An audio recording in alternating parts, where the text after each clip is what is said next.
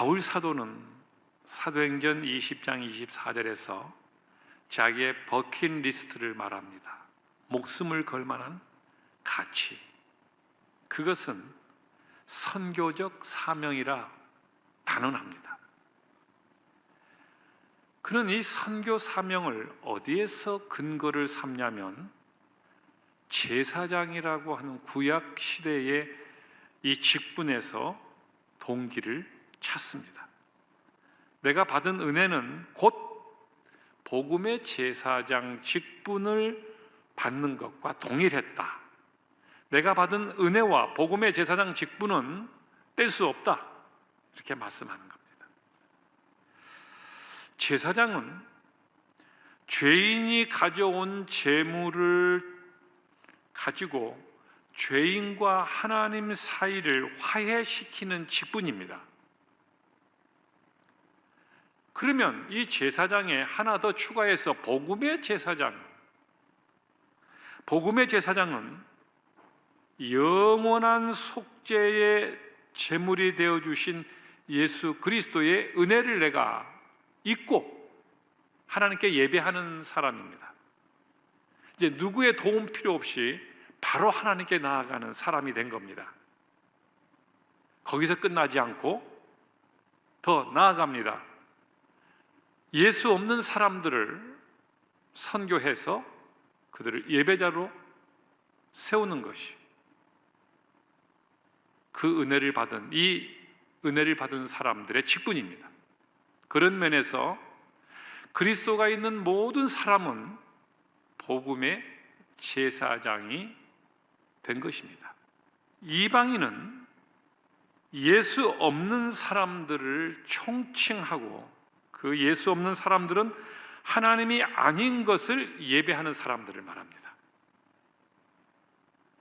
그 이방인을 예배자로 세우는 것이, 선교해서 예배자로 세우는 것이 성령 안에서 하나님이 기뻐하시는 제물을 그들을 드리는 것이라.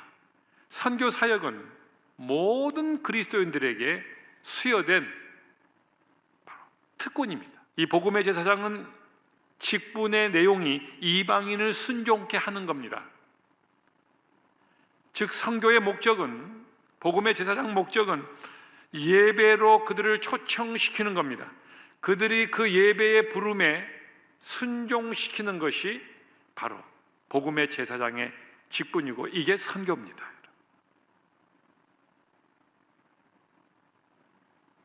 선교의 목적에 대해서 시편 22장 7절이 말합니다.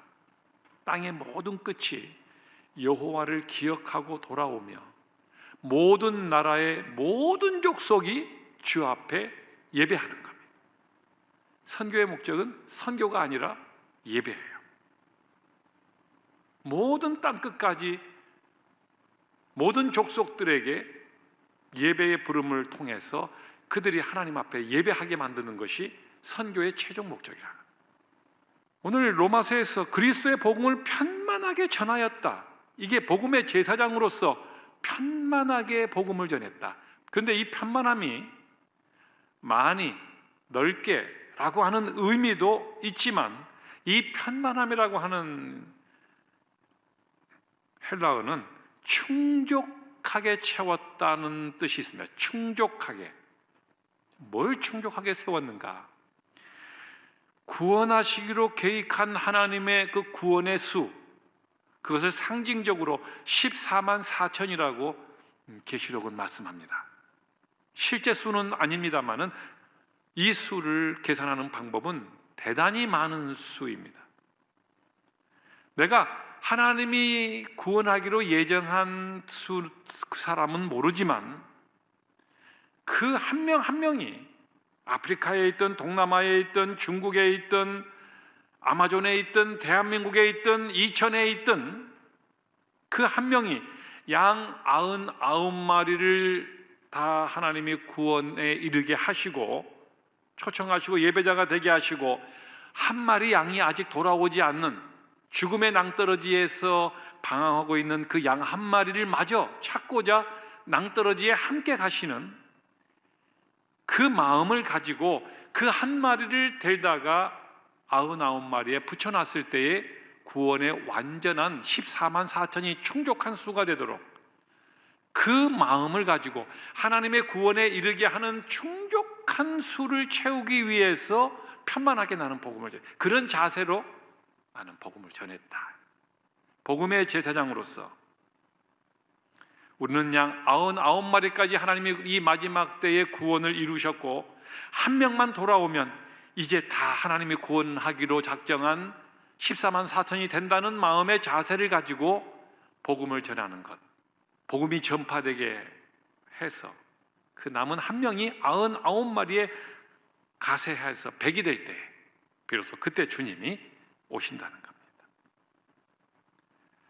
선교는 교회의 최후의 목표가 아닙니다. 예배입니다. 예배가 없기 때문에 선교가 존재한다고 존 파이퍼가 말하는 게 저는 동의합니다. 왜냐고요? 궁극적인 최후의 존재는 사람이 아니라 하나님이기 때문이에요. 이 세상이 끝나고 구속받은 사람들이 하나님의 보좌 앞에서 그분께 영광을 올리게 될 때 선교는 더 이상 필요 없게 됩니다. 선교는 영원하지 않은 거예요. 그때까지만이에요. 주님 오실 때까지. 그러나 예배는 영원합니다. 예배는 영원히 남습니다. 그래서 예배자로 세우기 위해서 하나님이 우리에게 선교하게 하는 겁니다. 마태복음 28장 20절에서 이 위대한 19절 20절의 선교 명령은 내가 너희들에게 분부한 모든 것들을 땅끝까지 가라고 하는 것은 바로 그들에게 다가 예배자로 세우라고 하는 어명입니다. 왕명입니다. 거스를 수 없는, 그래서 우리는 지상명령이라고 합니다. 더 이상 이를 데가 없는, 더 이상 최고의 명령이 없는, 그래서 지자입니다. 지상명령입니다. 왕명이기 때문입니다. 하나님이 복음의 제사장들의 위탁하신 이 영광스러운 직분, 복음의 제사장의 직분은 바로 이 왕명을 수종들어 예배가 없는 곳에 예배케 만드는 이 위대한 사역, 이것을 감당할 때에 바로 그곳이 이제 새날이 되고 복이 있어지는 땅으로 변화됩니다. 시편 115편에서 말합니다. 대서물어나고 말할 것도 없다. 세상에 무슨 복, 무슨 인간이 갖고자 하는 것들이 그 땅을 지배한다고 가득 있다고 축복의 땅인 줄 아느냐? 여호와를 경외하는 사람들이 있는 곳이 바로 복된 땅이다. 복이 있는 인생이다라고 말합니다. 이 복을 누가 가졌냐면 복음의 제사장들에게 하나님이 수여하셔서 그들을 통해서 이 축복을 예배자로 세우는 곳마다, 예배하는 곳마다, 경외하는 곳마다 하나님의 복이 임하게 하기 위해서 주셨다는 거예요. 이 위대한 선언을 보십시오. 이게 우리의 직분입니다. 양화진 선교사 묘역에 여러 구역이 있습니다. 거기에 H구역에 가보시면 무명의 선교사님들이 계십니다. 무지와 우상의 흑암과 가난한 조선 땅을 사랑하다가 주님 오실 때까지 저곳에 누워 계십니다. 사명을 다했으면 그뿐이지 하나님의 영광 앞에 자신의 이름마저도 누가 될까봐 지워버리신 바로 그분들 앞에 우리는 복음의 제사장의 직무가 무엇인지를 오늘의 아침 다시 한번 배우게 됩니다. 고린도후서 6장 9절에 의하면 바로 그런 복음의 제사장들은 무명한 자 같지만 유명한 자입니다. 하나님 앞에서는 묘비 하나 남기지 않는 가난한 사람 같지만 그런 사람들이 부요한 사람들입니다. 그분들은 갔어도 사랑은 영원히 이 땅에 남아 우리가 그 사랑의 증거가 되어 있기 때문입니다. 여러분, 우리는 이 세계에서, 이 열방 중에서 가장 많은 선교의 핏을, 채물을 진 나라와 사람들이 바로 우리입니다. 이제 우리가 복음의 제사장이 되어서 바울의 선교를 계승하고 마태복음에 명하신 이 복음 사역을 계승하고 무명의 선교사님들이 우리에게 남겨준 그 복음의 채무를 갚아나가는 것을 이행하고 그 복음의 제사장의 직무를 우리가 수여받았습니다. 매우 특권이고 영광이었습니다. 사랑하는 우리 성도님들, 올 한 해를 시작하면서 우리는 교회의 본질이며 복음의 제사장의 본질인 이 신년 예배에 선교로 출발을 합니다. 하나님께서 복음의 제사장들의 직무를 감당하려고 할 때 제사장은 땅을 나누지 않았습니다. 12지파 중에 제사장 그룹은 땅을 배분하지 않고 11지파에게 땅을 주어서 그들이 소득을 얻거든 그 소득을 가지고 제사장을 공대해서 먹이고 살도록 제공하도록 했습니다.